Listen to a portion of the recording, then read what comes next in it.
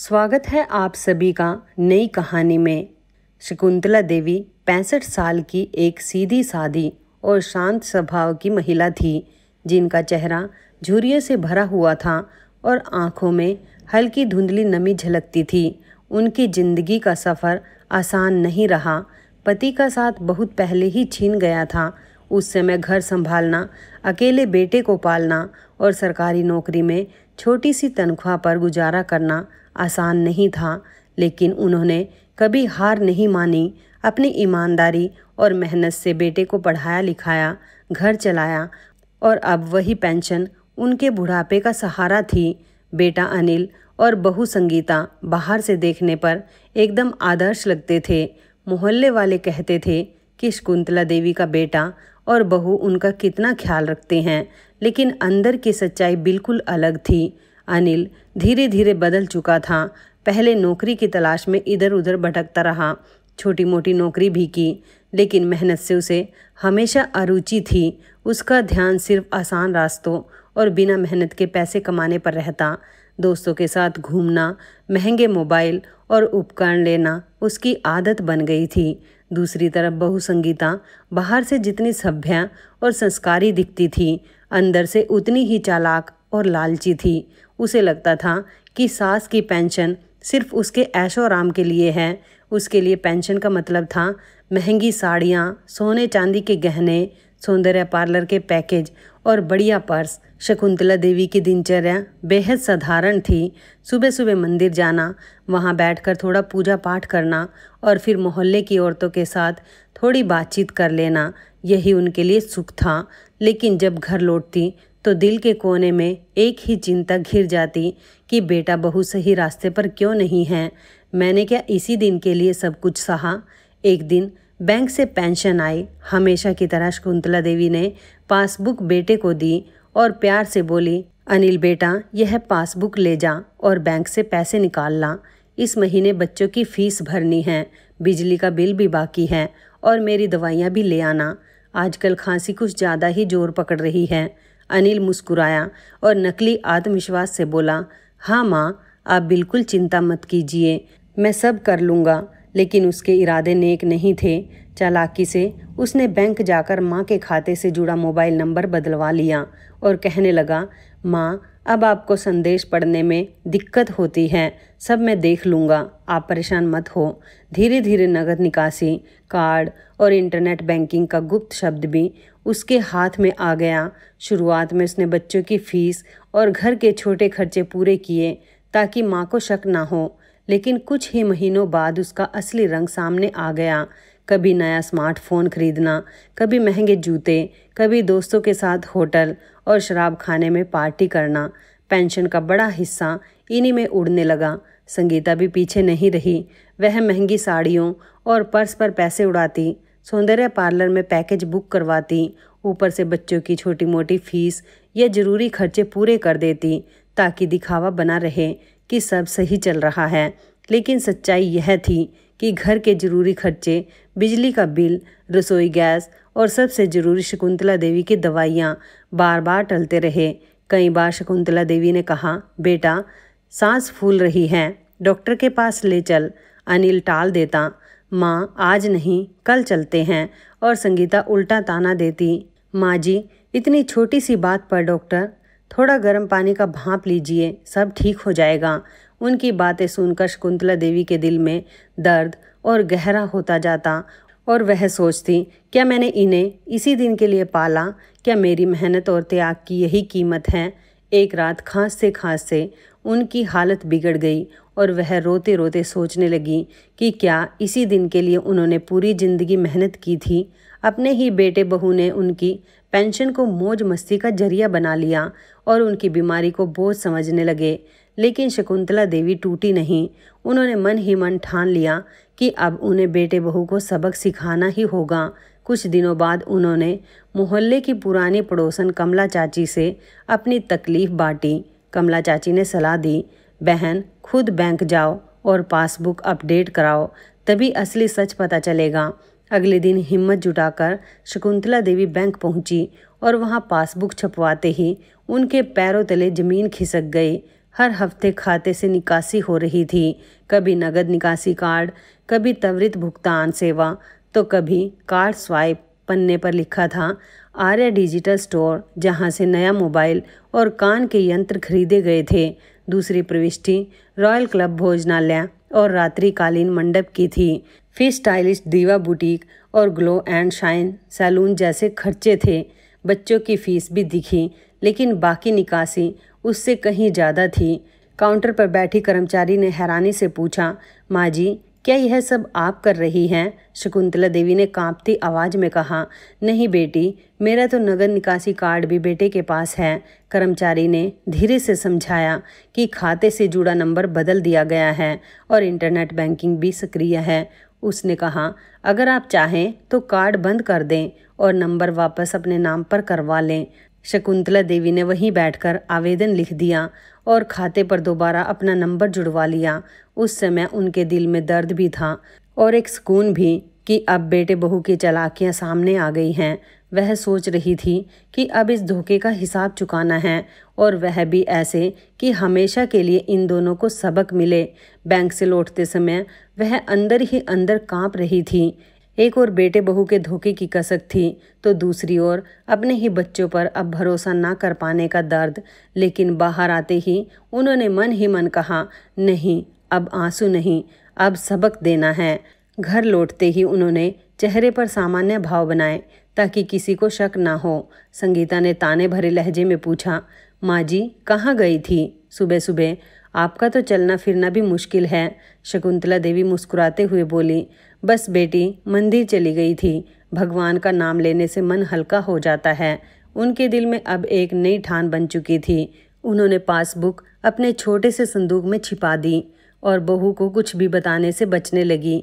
अब वह देखना चाहती थी कि बेटे बहू बिना पैसों के कैसे ऐश करेंगे।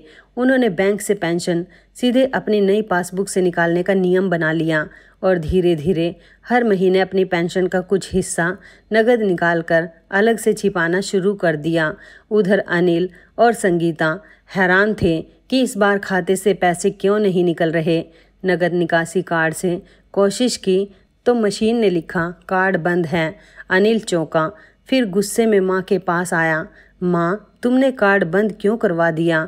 हमें कितनी मुश्किलें झेलनी पड़ रही हैं। शकुंतला देवी ने भोलेपन से कहा, अरे बेटा, पता नहीं कैसे हो गया। बैंक वाले कह रहे थे अब वरिष्ठ नागरिक खाते में सुरक्षा ज़्यादा करनी होती है, तो उन्होंने कर दिया होगा। संगीता भी भड़क उठी, माँ जी, आप हमें बताती क्यों नहीं हैं? बच्चों की फीस भरनी है, घर का खर्चा चलाना है, सब रुक गया है। शकुंतला देवी ने सीधी बात की, बेटी, अब मेरी पेंशन से सिर्फ ज़रूरी काम होंगे। घर के खर्च में मैं मदद करूंगी, लेकिन ऐशोआराम या गैर ज़रूरी चीज़ों के लिए पैसे नहीं मिलेंगे। मेरी दवा, बिजली, पानी और बच्चों की पढ़ाई, बस इतना ही होगा। अनिल और संगीता अंदर ही अंदर तिलमिला गए। उनका मज़े का खेल ख़त्म हो गया था। अब दोनों माँ के खिलाफ चाले चलने लगे। अनिल बार बार उल्हाना देता कि आप ही की वजह से हमें लोगों के सामने झुकना पड़ता है, और संगीता ताने मारती, माँ जी, आपको तो अपनी दवा की पड़ी रहती है, बच्चों का क्या होगा? शकुंतला देवी चुपचाप सब सुनती, लेकिन भीतर से और मजबूत होती जाती। उन्होंने तय कर लिया था कि अब केवल सबक ही नहीं, बल्कि बेटे बहू को आईना भी दिखाना है। दिन बीतते गए और पैसों की तंगी से अनिल और संगीता के तेवर ढीले पड़ने लगे। बच्चों की फीस भरने में देर हुई तो स्कूल से नोटिस आ गया। मोबाइल की किस्त का संदेश आया तो वसूली करने वाला घर तक पहुंच गया, और संगीता के सौंदर्य पार्लर के पैकेज बंद हो गए। अब घर में तनाव और कलह बढ़ने लगी। बहू गुस्से में बच्चों पर चिल्लाने लगी और बेटा देर रात तक दोस्तों से उधार मांगने लगा। एक दिन जब बच्चे रोते हुए माँ से बोले कि पापा ने फीस नहीं दी तो हमें कक्षा से निकाल देंगे, तब शकुंतला देवी का दिल पिघल गया और उन्होंने तुरंत अपने छिपाए हुए पैसों से स्कूल जाकर फीस भर दी। बच्चों ने झुककर दादी के पैर छुए और मासूमियत से कहा कि दादी, आप ही हमारी सच्ची भगवान हो। यह सुनकर शकुंतला देवी की आंखें भर आई और उन्होंने मन ही मन सोचा कि बेटा बहू तो बिगड़ गए हैं, पर इन मासूमों का भविष्य मैं बिगड़ने नहीं दूंगी। अब उन्होंने अगली योजना बनाई कि अपनी पेंशन का बड़ा हिस्सा बच्चों की पढ़ाई और भविष्य के लिए अलग से स्थायी जमा कराना है, ताकि आगे से बेटे बहू की पहुंच उस पैसे तक ना हो। और इसके लिए बैंक जाकर उन्होंने बाल शिक्षा योजना में पैसा जमा करना शुरू कर दिया। जब अनिल को यह पता चला तो वह आग बबूला हो उठा और चिल्लाते हुए बोला कि माँ, आपने ऐसा कैसे कर दिया? यह पैसे हमारे हक के हैं। शकुंतला देवी ने पहली बार आंखों में आंखें डालकर कहा कि यह पैसे तुम्हारे हक के नहीं, तुम्हारे बच्चों के भविष्य के हैं। तुम दोनों ने मुझे धोखा दिया, मेरी बीमारी का मजाक उड़ाया और मेरी मेहनत की पेंशन से मौज मस्ती की। अब यह सिलसिला खत्म होगा। उनके इन शब्दों ने घर में सन्नाटा फैला दिया। अनिल और संगीता अब बुरी तरह बौखला चुके थे और पेंशन पर सीधा कब्जा ना कर पाने के बाद दोनों ने मिलकर मां को तरह तरह के जाल में फंसाने की चालें चलनी शुरू कर दी। एक रात खाना खाते हुए संगीता ने मीठेपन का दिखावा करते हुए कहा कि माँ जी, आप बहुत थक जाती हैं, अब सब काम आपके लिए मुश्किल है। क्यों ना आप अपनी पेंशन हमारे नाम कर दीजिए, हम आपके लिए सब संभाल लेंगे। शकुंतला देवी ने हल्की मुस्कान के साथ कहा कि बेटी, जब तक मैं जिंदा हूँ अपनी मेहनत की पेंशन खुद संभाल लूँगी, तुम्हें चिंता करने की जरूरत नहीं। संगीता के चेहरे पर मायूसी छा गई, पर अंदर ही अंदर उसने और बड़ी योजना बनाई। कुछ ही दिनों में अनिल ने माँ पर दबाव डालना शुरू कर दिया। उसने बच्चों के सामने कहा कि देखो, तुम्हारी दादी की वजह से तुम्हें अच्छे कपड़े और खिलौने नहीं मिल पाते। पेंशन उनके पास है पर वह खर्च नहीं करती। बच्चों के दिल में दादी के लिए शक का बीज बोने की कोशिश की गई, लेकिन जब बच्चे रात को दादी के कमरे में गए तो देखा कि वह खांसते खांसते दवा ले रही है और उनके तकिए के पास रखे छोटे डिब्बे से रुपए निकालकर चुपके से उनकी स्कूल की कापियाँ खरीदने भेज रही है। बच्चों ने उसी वक्त यह समझ लिया कि असली फरिश्ता कौन है। संगीता ने अगली चाल चली और मोहल्ले की औरतों के बीच अफवाह फैलानी शुरू कर दी कि माँ जी तो अपनी पेंशन छुपा कर रखती हैं, किसी को कुछ देती ही नहीं, और जब हम मांगते हैं तो उल्टा हमें चोर कहती हैं। धीरे धीरे यह बात आस पड़ोस में पहुंच गई और कुछ लोगों ने शकुंतला देवी को ताना भी मारा कि बहन, इतनी कंजूसी ठीक नहीं, अपने बहू बच्चों को भी कुछ देना चाहिए। शकुंतला देवी अंदर ही अंदर आहत हुई, लेकिन बाहर से चुप रही। अनिल और संगीता ने एक दिन तो हद कर दी जब दोनों मिलकर बैंक पहुंचे और झूठा दावा करने लगे कि माँ बूढ़ी हो गई है, पैसे संभाल नहीं पाती, इसलिए खाता उनके नाम कर दिया जाए। लेकिन वहाँ पहले से ही शकुंतला देवी की शिकायत दर्ज थी और कर्मचारियों को हकीकत पता थी। बैंक प्रबंधक ने उन्हें सख्ती से डांटा और कहा कि ऐसा दोबारा करने की कोशिश मत करना, वरना कानूनी कार्रवाई होगी। अनिल और संगीता को मुंह की खानी पड़ी। अब दोनों ने सोचा कि अगर सीधे पैसे नहीं मिल सकते तो माँ को मानसिक रूप से इतना परेशान करो कि वो खुद हार मान ले। कभी खाने में नमक ज़्यादा डालकर बहू ताना मारती कि माँ जी, आपके हाथ अब कांपने लगे हैं, अब आप किस काम की। कभी बेटा कहता कि माँ, हमें तो लगता है आप हम पर भरोसा ही नहीं करती, इस घर में रहकर भी हमें पराया कर दिया। शकुंतला देवी चुपचाप सब सुनती रही। उनके चेहरे पर दर्द तो था, लेकिन भीतर की आग और भी तेज हो चुकी थी और उन्होंने ठान लिया था कि इस बार सबक ऐसा होगा कि बेटे बहू जिंदगी भर याद रखेंगे। बेटे और बहू की रोज रोज की चालाकियाँ, ताने और झूठे इल्जाम उन्हें भीतर ही भीतर खाए जा रहे थे, लेकिन उन्होंने तय कर लिया था कि अब केवल सहना नहीं बल्कि ऐसा कदम उठाना है जिससे पूरे मोहल्ले के सामने सच उजागर हो जाए। एक सुबह उन्होंने पड़ोस की कमला चाची को बुलाकर कहा कि बहन, अब समय आ गया है कि मैं इन बच्चों को सबक सिखाऊं, क्या तुम मेरी मदद करोगी?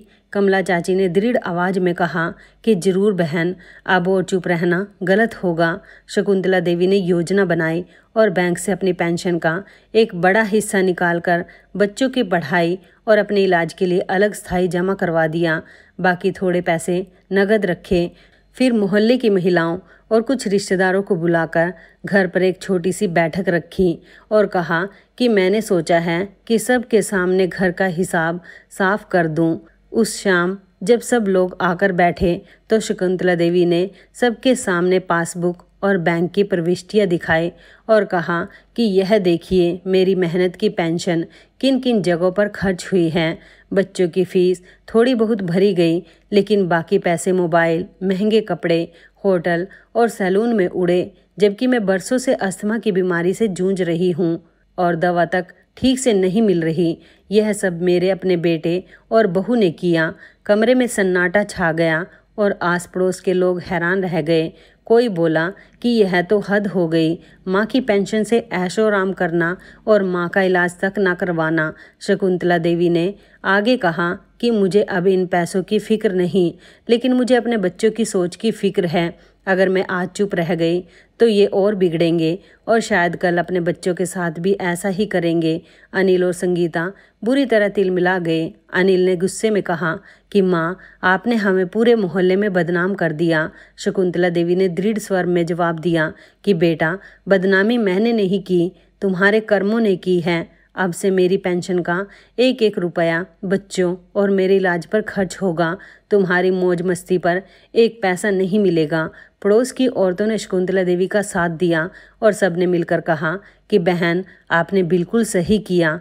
ऐसे बेटे बहू को सबक सिखाना जरूरी है।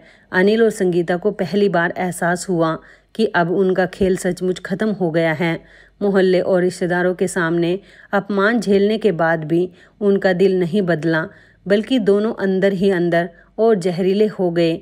अनिल को लगता था कि माँ ने उसकी इज्जत मिट्टी में मिला दी और संगीता को यह सहन नहीं हो रहा था कि पड़ोस की औरतें अब उसे ताना मारे कि माँ जी ने तो तुम्हें रंगे हाथों पकड़ लिया। दोनों ने ठान लिया कि अब किसी भी तरह माँ को मानसिक रूप से तोड़कर पेंशन अपने हाथ में लेनी है। एक दिन अनिल ने झूठा नाटक किया, माँ के सामने रोने लगा और बोला कि माँ, हमें कर्ज चुकाना है, वरना घर गिरवी रखना पड़ेगा। अगर आप हमें पैसे नहीं देंगी तो हम सब सड़क पर आ जाएंगे। शकुंतला देवी सब समझ रही थी और उन्होंने शांत स्वर में कहा कि बेटा, अगर सचमुच कर्ज है तो कागज़ दिखाओ, मैं अपनी पेंशन से थोड़ा थोड़ा चुका दूंगी, मगर सीधे तुम्हें एक मुश्त पैसे नहीं दूंगी। अनिल बुरी तरह झल्ला उठा। तभी संगीता भी बोली कि माँ जी, आपको हमारे दुख की परवाह ही नहीं, आप सिर्फ अपनी दवा और बच्चों की फीस का रोना रोती रहती हैं। शकुंतला देवी ने गहरी सांस ली और कहा कि बेटी, बच्चों की पढ़ाई और मेरा इलाज ही असली ज़रूरत है।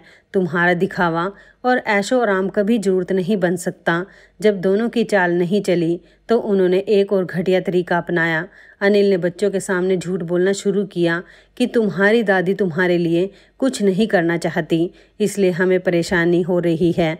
लेकिन बच्चों ने मासूमियत से कह दिया कि नहीं पापा, दादी ने ही तो हमारी फीस भरी थी, आपने तो नहीं दी थी। यह सुनकर अनिल का चेहरा उतर गया और संगीता ने बच्चों पर ही गुस्सा निकाल दिया। इसके बाद संगीता ने और नीच चाल चली। एक दिन मोहल्ले की औरतों के सामने उसने ऊंची आवाज़ में कहना शुरू किया कि माँ जी हमें पैसे नहीं देती, उल्टा हमें बदनाम करती हैं। अब तो हालत यह है कि हमें उधार लेकर घर चलाना पड़ रहा है। सब ने जवाब में कहा कि बहन, हमें सच पता है, अपनी सास का पैसा उड़ाना बंद करो, वरना कल को बच्चे भी तुमसे मुंह मोड़ लेंगे। यह सुनकर संगीता की बोलती बंद हो गई। शकुंतला देवी अब चुपचाप यह सब देख रही थी और उन्होंने सोचा कि यह दोनों सुधरने वाले नहीं हैं। अगर इन्हें असली दर्द ना दिखाया जाए तो यह सीखेंगे ही नहीं। उस रात उन्होंने भगवान से प्रार्थना की और तय कर लिया कि अब आखिरी वार करना है, ऐसा वार जो बेटे बहू को जिंदगी भर याद रहे। शकुंतला देवी ने कई रातें खांसते खांसते जाग कर बिताई, लेकिन उन जागी हुई रातों में उन्होंने अपने बेटे और बहू को सुधारने की ठान ली थी। उन्होंने मन ही मन कहा कि अब बहुत हो गया, अब ये दोनों मेरी मजबूरी का फ़ायदा नहीं उठाएंगे। जो सबक दूंगी वो इनकी पूरी ज़िंदगी बदल देगा। अगले ही दिन उन्होंने बैंक जाकर अपनी पेंशन को 3 हिस्सों में बांट दिया। पहला हिस्सा बच्चों की पढ़ाई और फीस के लिए स्थायी जमा करवा दिया। दूसरा हिस्सा अपनी दवाओं और इलाज के लिए अलग खाते में डाल दिया और तीसरा हिस्सा, यही सबसे बड़ा वार था, उन्होंने एक भरोसेमंद रिश्तेदार अपने भाई के बेटे मोहित के नाम पर रखा, ताकि अगर कभी वह ना रहे तो बच्चों का भविष्य सुरक्षित रहे। अब घर में अनिल और संगीता की चालाकियां और रोना धोना काम आने वाला नहीं था। जब पेंशन की तारीख आई और दोनों ने खाते से पैसे निकालने की कोशिश की तो संदेश आया, शेष राशि नहीं। अनिल गुस्से से माँ के कमरे में पहुंचा और बोला कि माँ, यह सब क्या कर दिया आपने, हमारे लिए कुछ नहीं छोड़ा। शकुंतला देवी ने सीधी नज़रों से देखा और कहा कि तुम दोनों के लिए छोड़ना ही मेरी सबसे बड़ी गलती होती। तुमने मेरी दवा रोक दी, मेरी सांसों का मजाक बनाया, मेरी मेहनत की कमाई ऐशो आराम में उड़ा दी। अब तुम्हें कुछ नहीं मिलेगा। मेरी पेंशन अब सिर्फ बच्चों और मेरे इलाज के लिए है। संगीता ने झल्ला कर कहा कि माँ जी, हमें तो आप पर भरोसा ही नहीं। अगर आपने हमें पैसा नहीं दिया तो हम सब छोड़कर अलग हो जाएंगे। शकुंतला देवी ने शांत स्वर में जवाब दिया कि अलग होना है तो हो जाओ, लेकिन याद रखना, मैं अपनी पोती और पोते को कभी बेसहारा नहीं होने दूंगी। उनका भविष्य मेरी जिम्मेदारी है, तुम्हारी नहीं। यह सुनकर मोहल्ले की औरतें जो वहाँ मौजूद थीं दंग रह गई और सब ने कहा कि बहन, आपने बिल्कुल सही किया। औरत चाहे बूढ़ी हो या जवान, अगर अपने पैरों पर खड़ी हो तो कोई उसका शोषण नहीं कर सकता। अनिल और संगीता पहली बार समझ गए कि माँ ने अब उनकी कमजोरियों को पहचान लिया है और अब उनका खेल खत्म हो गया है। उनके चेहरे से अकड़ गायब थी। शकुंतला देवी के दिल को सुकून मिला और उन्होंने धीरे से भगवान से प्रार्थना की कि हे प्रभु, मेरे बेटे बहू भटक गए हैं, पर उम्मीद है कि आज का सबक उन्हें जिंदगी भर याद रहेगा। जिस दिन शकुंतला देवी ने मोहल्ले और रिश्तेदारों के सामने अपना कदम उठाया, उसी दिन से अनिल और संगीता का चेहरा उतर गया था। पहले तो दोनों ने गुस्से में दिन भर माँ से बात करना बंद कर दिया, लेकिन अंदर ही अंदर चिंता और श्रम का बोझ उन्हें खाने लगा। अनिल जब भी दोस्तों से मिलता तो कोई ना कोई ताना कस देता कि तेरी माँ ने तो तुझे सबके सामने आईना दिखा दिया, और धीरे धीरे दोस्त भी दूरी बनाने लगे। संगीता जब गली में निकलती तो औरतें हंसकर फुसफुसाने लगती कि यही है वह बहू जिसने सास की दवा का पैसा भी छीन लिया। यह सब सुनकर उसका चेहरा तमतमा जाता। एक दिन बच्चों की फीस जमा करने का नोटिस फिर से आया, लेकिन इस बार दादी ने पहले से जमा कर दिया था, इसलिए बच्चों की पढ़ाई नहीं रुकी। आयुष ने शाम को पापा से कहा कि पापा, आपने कुछ नहीं किया, लेकिन दादी ने हमारी फीस भरी। आप हमेशा कहते हो दादी बुरी है, पर दादी ही हमारी सच्ची हीरो है। यह सुनकर अनिल का सिर झुक गया और वह पहली बार सोचने लगा कि सचमुच उसने क्या खो दिया।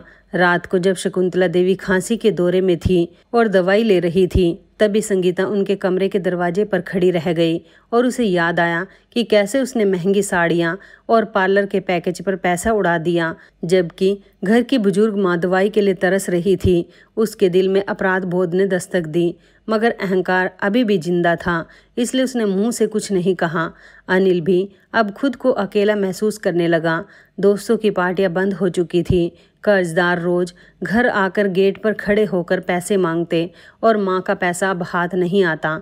धीरे धीरे उसे एहसास हुआ कि उसकी मौज मस्ती ने न केवल उसकी माँ को तोड़ा, बल्कि बच्चों के सामने भी उसकी इज्जत मिटा दी। इन्हीं दिनों मोहल्ले में एक बुजुर्ग अंकल का निधन हुआ। उनकी हालत बिल्कुल शकुंतला देवी जैसी थी, लेकिन फ़र्क इतना था कि उनके बच्चों ने उनकी परवाह नहीं की और अंत में वह अकेले दम तोड़ बैठे।